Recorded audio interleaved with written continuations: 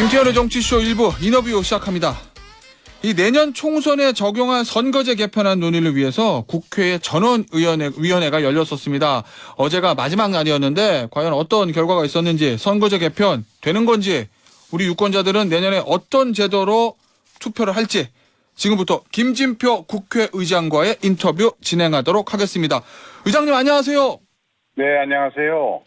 예, 의장님, 어제 이제 국회 전원위원회가 마무리됐잖아요. 네네. 그러면 이제 이후에 어떤 절차가 남아 있는 거죠? 어제까지는 나흘간의 이제 자유로운 토론의 시간이었고요. 네. 네, 토론에서 나온 다양한 의견들을 잘 수렴해서 전원위원회로서 그 여야 의원들의 지역구 선거와 비례대표에 관한 단일안을 만드는 것이 목표입니다. 단일안을 가능하면 4월 중에 늦더라도 5월 중순까지는 이 단일안을 만들어서 이것을 이제 본회의의 표결을 거쳐서 정개특위로 다시 보내면요. 네. 정개특위가 그것을 가지고 그 선거법에 따라서 선거관리위원회와 협의해서 선거구 획정을 합니다. 선거구 획정을 구체적으로 선거법에 따라서 하는 권한은 원칙적으로 선관위에 있습니다. 선관위에 획정위원회를 구성해서 하도록 돼 있죠.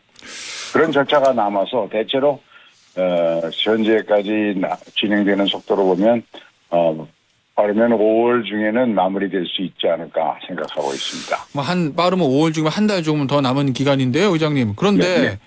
이 전원위원회에 있었던 과정들에 대한 보도를 보면 긍정적이다.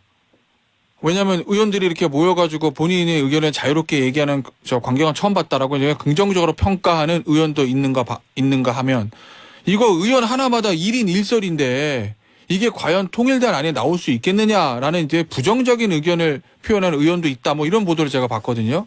의장님 보시기엔 어떻습니까? 이게 전원위원회에서 일단 단일안이 나와야 된다는 건데 좀 가능할까요? 우선은 이제 처음에 전원위원회가 제대로 되겠냐. 지금 정치가 매일 당파나 진영으로 나뉘어서 싸우기에 급급한데 전원위원회도 또 싸움판이 될 거다. 이렇게 우려하고 걱정을 했었죠. 그런데 실제 해보니까 모든 의원들이 현행 선거제도와 현재의 정치 행태에 대한 자기 반성을 다 하시더라고요. 그래서 저는 이런 반성을 토대로 한다면 전원위원회가 합의할 가능성이 많다고 생각하고요. 앞으로 이제 다양한 의견이 개진됐지만 공약수를 모아보면 대개 지역구 비례대표로 나누어서 크게 보면 각각 두세 개의 조합이 가능할 거고 그걸 토대로 이제 수렴을 해가고 지금부터는 협상의 시간입니다. 여와 야가,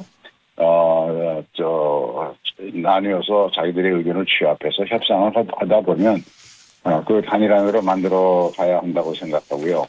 어떤 의원이, 이소영 의원인가요? 나흘간이나 이런 토론을 해서 다양하게 모든 얘기 다 나왔는데, 여기서 단일안을 만들어내지 못하면, 이건 국회의 무능을 자인하는 것이다. 다름없다. 이런 이야기도 하셨는데 저는 공감합니다. 충분히 우리 국회에서 의원님들이 진정성을 가지고 자기의 그 작은 그 기득권에 안주하지 않고 나라를 위해서 정치 발전을 위해서 무엇이 필요하냐 하는 생각으로 임해주시면 가능하다고 생각합니다.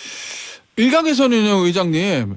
지금 현재 실시하고는 소선거구제 플러스 이제 준연동형 비례대표제 여기서 이걸 기준으로 해서 이 비례위성정당의 문제를 야기시켰던 요 준연동형 비례대표제 이거를 한 손보는 정도에서 실질적으로 마무리가 되지 않겠어? 뭐 요런 시각을 가지는 의견들도 좀 있는 것 같던데 의장께서 보시기에는 그 이상의 안이 나올 거라고 보시는 건가요?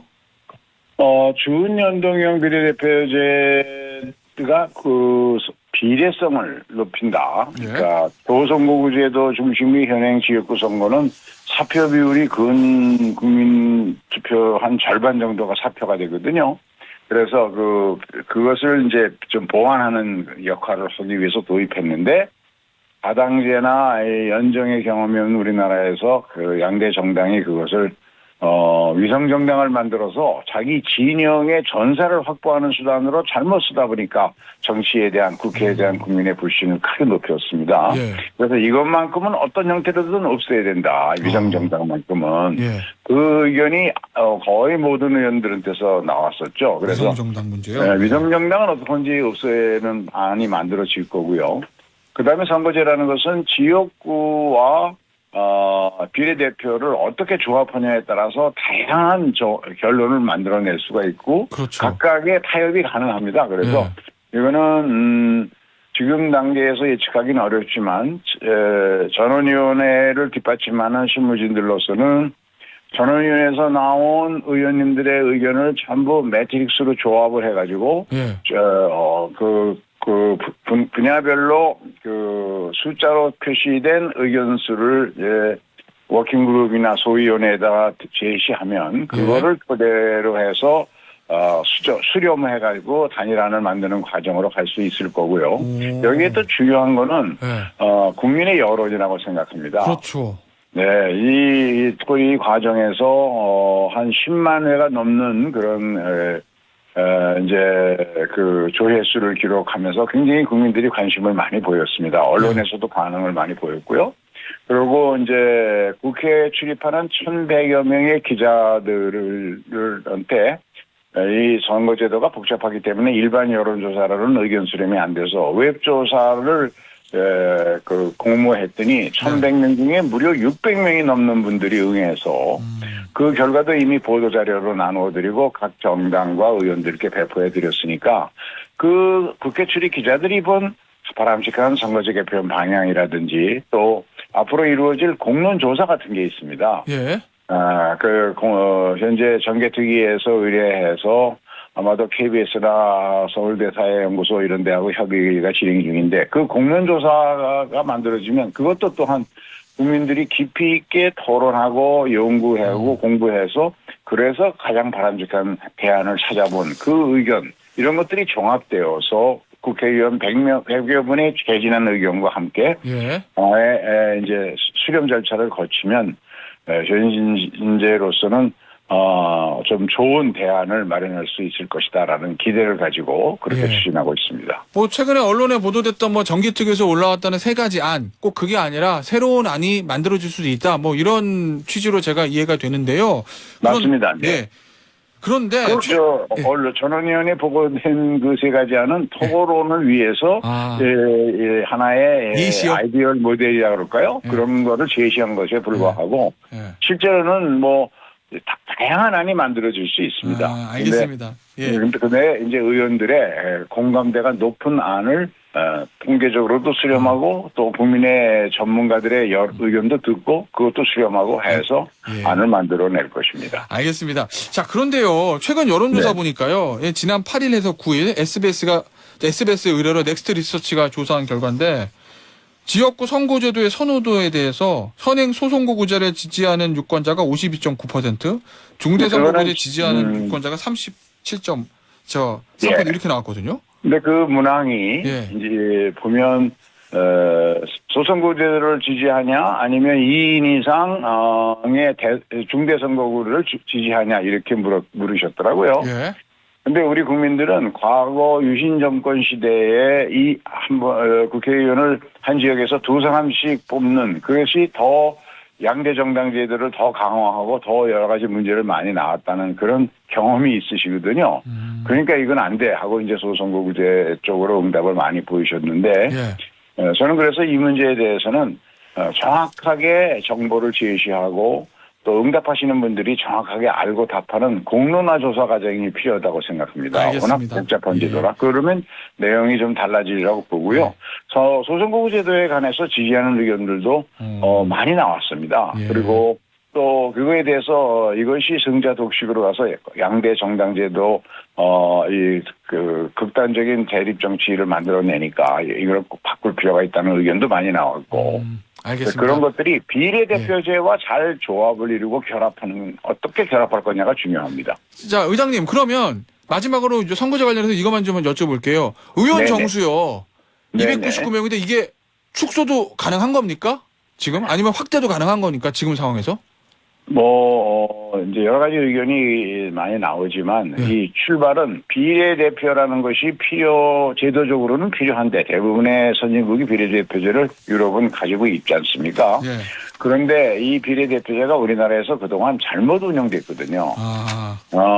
이제 진영 정치의 양대 정당이 자기 전사를 확보하는 수단으로 쓰였지 정치적 다양성을 보완하기 위해서 청년이나 여성이나 장애인이나 또 각 분야의 전문가와 같은 다양성을 반영하는 수단으로는 제대로 활용이 안 됐다라는 잘못된 운영에서 비롯됐으니까 이걸 심지어는 없애자, 축소하자 하는데 팔에 종기가 났다고 팔을 자를 수는 없는 거 아닙니까? 이 잘못 운영된 거를 시정해서 제대로 작동될 수밖에 없도록 어떻게 비례대표제를 만드느냐.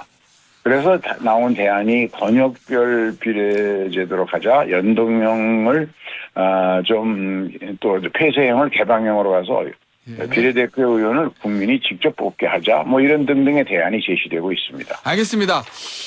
어제 국회에서 있었던 일 좀 제가 질문을 좀 드려보겠습니다. 이 양곡관리법 요거는 어제 재의결이 돼서 이제 부결이 된 거고요.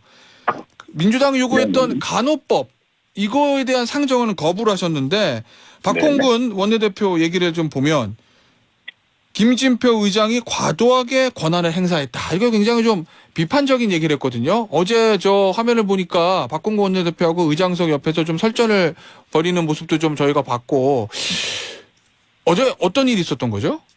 국회의 모든 절차는 가급적 여야 간에 잘 협의해서 하는 것이 원만한 운영이 되겠죠. 예. 그래서 저로서도 사전에 충분히 협의를 했는데 이 간호법을 어제 직상정을 안 한 것은 현재 지금 직상정하는 법안이 자꾸 늘어나고 있어서 걱정입니다. 예. 그러다 보면 또 양곡관리법과 같은 그런 절차를 또 밟으면 국회의 입법권의 권위만 더 실추되지 않겠습니까? 예. 그런데 현재 간호법과 의료법을 가지고 정부가 관련 단체와 이 의료제도 전반을 둘러싼 협의를 진행해 가고 있고 그리고 협의가 어느 정도 타결 가능성이 있다는 정부 쪽 의견이 있어서 그러면 그때까지만 기다려보자. 박홍근 원내대표의 임기가 4월 말로 끝나니까 그러면 그때까지는 기다릴 수 있겠냐. 2주를 여태까지 기다렸는데 2주를 못 기다리냐. 그래서 2주를 기다렸다가 그때까지도 협의가 안 되고 그러면 할 수 없이 국회법 절차에 따라서 다수당이 처리를 요구하면 따라갈 수밖에 없겠지만 한 2주 정도를 미루어서 좀 더 여야가 합의하고 부작용이 없는 후유증이 없는 그런 법안을 만들어내도록 하는 일은 이거는 의장으로서 당연히 해야 될 일이라고 생각해서 다음 주 본회의에서 처리하도록 제가 양해를 구한 것입니다. 자, 의장님, 그 말씀을 들어보면 앞으로도 이제 총선 전까지 민주당이 요구하는 법안들이 올라오면 국민의힘에 반대하고요. 가급적이면 본회의에 직회부하는 것보다는 여야의 합의를 좀 유도하고 하겠다 뭐 이런 생각을 가지고 계신 것 같은데 제가 옳게 이해한 건가요? 의장님의 속내를. 맞습니다. 왜냐하면 현재 정치가 지역구에서 한 표라도 이기면 당선되는 승자 독식이 소선거구제를 기초로 하다 보니까 각 정당이 당장 내년에 선거도 있고 하니까 뭐 국민 전체를 만족시키었으면 좋겠지만 그게 어려우면 일단 자기 진영 세력을 결집해서 한 표라도 이기면 되지 않냐라는 좀 근시안적인 정치를 하는데 이것이 국민들의 정치 불신을 크게 부추기거든요. 그래서 각 정당에서는 좀 극단적인 소수 세력보다는 국민 전체가 적어도 국민 70, 80%가 그만하면 됐다 이렇게 될 수 있도록 좀 더 충분히 대화하고 타협해서 국민들이 불안해하지 않는 국정운영 정치를 해나가도록 만드는 것이 국회의장인 제가 해야 할 일이라고 생각합니다. 자, 의장님 마지막으로 좀 짧게 좀 여쭙겠습니다. 지금 뭐 국내 정치권 그다음에 국제 외교 관계에서 큰 폭풍을 일으키고 있는 미국 도청 의혹 이거 관련해서 우리 정부의 합당한 대응 조치는 뭐라고 보시는지요?